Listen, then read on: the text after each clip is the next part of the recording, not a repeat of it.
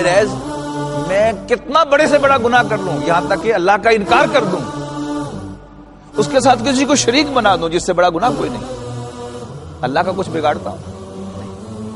لہذا میں سمپلی اللہ تعالیٰ کے حضور حاضر ہو کر کنفیس کر لوں اور معافی مانگ لوں، تو اللہ تعالیٰ واقعتاً گناہ کو معاف کر دے۔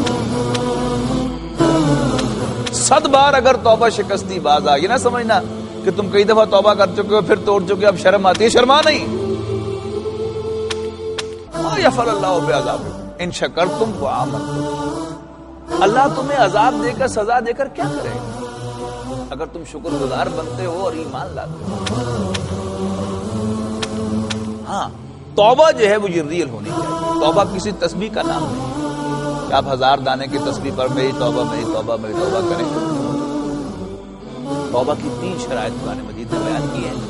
نمبر 1 توبہ اٹسیلف، توبہ کرے، ایمان لائے، اچھے عمل کرے اور ہدایت کے راستے پر چل پڑے۔ الرجیم بسم اللہ الرحمن الرحیم وَإِذَا جَاءَكَ الَّذِينَ يُؤْمِنُونَ بِآيَاتِنَا فَقُلْ سَلَامٌ عَلَيْكُمْ كَتَبَ رَبُّكُمْ عَلَى نَفْسِهِ الرَّحْمَةَ كتب ربكم على نفسه الرحمة أنه من عمل منكم سوءا بجهالة ثم تاب من بعده وأصلح فأنه غفور رحيم وإذا جاءك الذين يؤمنون بآياتنا، اور جب اے نبی آپ کے پاس آئیں وہ لوگ کہ جو ہماری آیات کو مانتے ہیں، ہماری آیات پر ایمان لاتے ہیں، یعنی اہل ایمان، فقل سلام علیکم، تو انہیں سلام کرو۔ یہاں میں یعنی محاورے میں اس کا ترجمہ کیا کرتا ہوں، تو آپ انہیں ویلکم کیجئے۔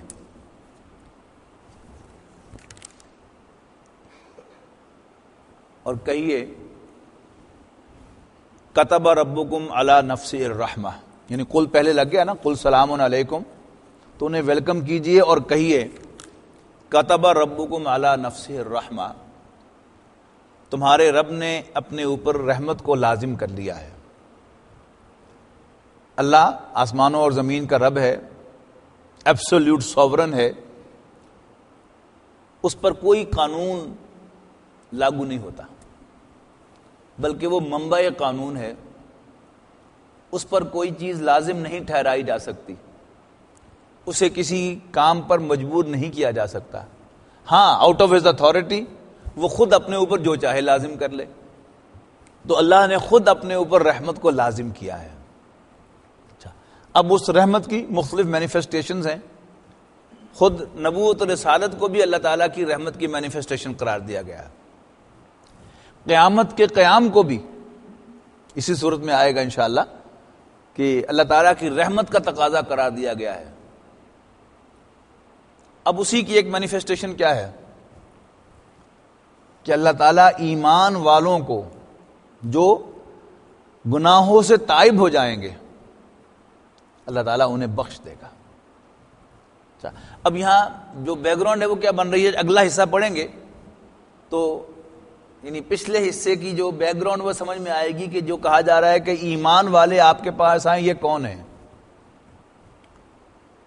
وہ ایمان والے کہ جنہوں نے ان دا پاسٹ چاہے جو کچھ بھی کیا ہو،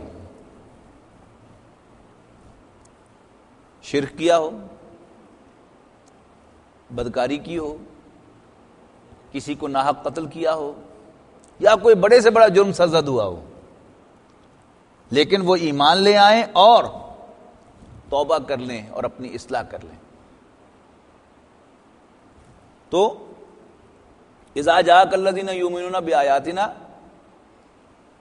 جب اے نبی آپ کے پاس آئیں وہ لوگ کہ جو ہماری آیات پر ایمان لاتے ہیں، تو آپ انہیں ویلکم کیجئے اور کہیے کہ تمہارے رب نے اپنے اوپر رحمت کو لازم کر رکھا ہے، کہ یعنی یہاں کہ جو ہے وہ یعنی کے معنوں میں ہے، لہذا من عمل منکم سوءا بجہالت، جو کوئی بھی تم میں سے کوئی برائی کرے گا جہالت میں. جہالت جو ہے یہ دو معنوں میں یہاں پر ہے. ایک تو مراد ہے دور جاہلیت میں، زمانہ جاہلیت میں، حالت جاہلیت میں، کہ جب وہ کافر تھا تو اس نے کوئی برائی کی ہے. یعنی یہاں سو نکرہ جو ہے لا کر رکھا، کوئی برائی، اینی ون. دوسرے معنی اس کے یہ ہوں گے، جہالت کے معنی ہے جذباتی ہونا. یعنی جاہل کا لفظ جو ہے یہ دو الفاظ کا عربی زبان میں الٹ ہے. عالم کا الٹ بھی جاہل ہے اور عاقل کا الٹ بھی جاہل ہے.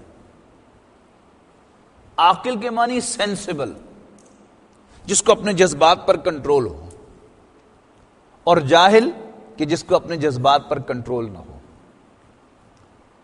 اب برائی جو ہے وہ دو وجوہات کی بنیاد پر ہوتی ہے. بنیادی طور پر ایک تو وہ ہوتی ہے حالت کفر میں، کہ جب کوئی شخص اللہ کو اور اللہ کے قانون کو مانتا ہی نہیں تو منمانی کرے گا، ظلم کرے گا، لوگوں کے حقوق دبائے گا، ان پر دھونس جمائے گا، یا اخلاقی برائیاں اس سے سرزد ہوں گی، اس لیے کہ وہ اللہ تعالیٰ کے قانون کو اور شریعت کو تو مانتا ہی نہیں. یا وہ مانتا تو ہے لیکن کبھی جذبات کی رو میں بہہ کر وہ بڑے سے بڑا جرم کر بیٹھے گا. تو ان اینی کیس ایک شخص کے جو ایمان والا ہے وہ آپ کے پاس آتا ہے، یا حالت کفر سے کوئی ایمان لاتے ہوئے آپ کے پاس آتا ہے، یا اسی میں ایک تیسری سچویشن یہ ہو سکتی ہے کہ کوئی کافر ہے اور اسے احساس ہے کہ اس نے بڑی برائیاں کی ہیں، اور اب وہ آپ کے پاس آتا ہے پوچھنے کے لیے کہ آپ کے دین میں میرے لیے کچھ ہے. کہ ایک شخص، یعنی بنی اسرائیل کے دور کا واقعہ حضور نے کوٹ کیا ہے، کہ ایک شخص کسی عیسائی یا یہودی کسی پریسٹ کے پاس گیا اور اس نے جا کر کہا کہ جی میں نے 99 قتل کیے ہیں، تو کیا میرے لیے بھی کچھ گنجائش ہے؟ اس نے کہا لا حول ولا قوت الا باللہ. ایک انسان کا قتل جو ہے وہ بھی پوری انسانیت کا قتل ہے از روح تورات، تو تم نے تو 99 کیے ہیں. I can't help you. تو اس شخص نے سوچا کہ اچھا 99 تو ہو ہی گئے ہیں، کیوں نہ سینچری پوری کر لی جائے. تو اس نے اس پریسٹ کو بھی قتل کر دیا اور سینچری پوری کر لی. کچھ عرصے کے بعد پھر اسے خیال آیا کہ نہیں، مجھے توبہ کرنی چاہیے. اب وہ ایک اور اللہ والے سے جا کر ملا، یعنی وہ بھی اسی مذہب سے متعلق تھا لیکن مزاج کا فرق تھا. اس سے بھی جا کر اس نے اپنی ساری ہسٹری بیان کی. اس نے کہا یس یس کم آن، دیر نہ کرو، آ جاؤ، اللہ بڑا غفور الرحیم ہے. یعنی اسی موضوع پر وہ بڑا خوبصورت فارسی کی وہ ربائی ہے کہ باز آ ہر آنچ ہستی بازا، گر کافرو گبرو بت پرستی بازا. آجا آجا آجا، چھوڑ دے گناہوں کو، چھوڑ دے اللہ کی نافرمانی کو، چھوڑ دے بغاوت کو. تم جو کچھ بھی ہو، جیسے بھی ہو، جو کچھ بھی کیا ہے، آ جاؤ آ جاؤ. این درگاہ درگاہ نو امیدی نیست. اللہ کی بارگاہ جو ہے یہ نو امید ہونے والی بارگاہ نہیں ہے. 100 بار اگر توبہ شکستی بازا، یہ نہ سمجھنا کہ تم کئی دفعہ توبہ کر چکے ہو پھر توڑ چکے ہو اب شرم آتی ہے، شرما نہیں. 100 بار اگر توبہ شکستی، تم نے 100 بار بھی توبہ توڑی ہے، اب بھی آ جاؤ، اللہ کی رحمت جو ہے وہ اس کے دروازے تمہارے لیے کھلے ہیں. یہ ہے اصل میں دین کا اصل مزاج. یہاں اصل میں اسی کا ذکر ہے کہ جب تمہارے پاس وہ ایمان والے آئیں جنہوں نے اپنے اوپر کہیں زیادتی کی ہو، کوئی برائی کی ہو دور جاہلیت میں یا جہالت میں، جذبات میں آ کر، ثم تابا، پھر وہ توبہ کریں،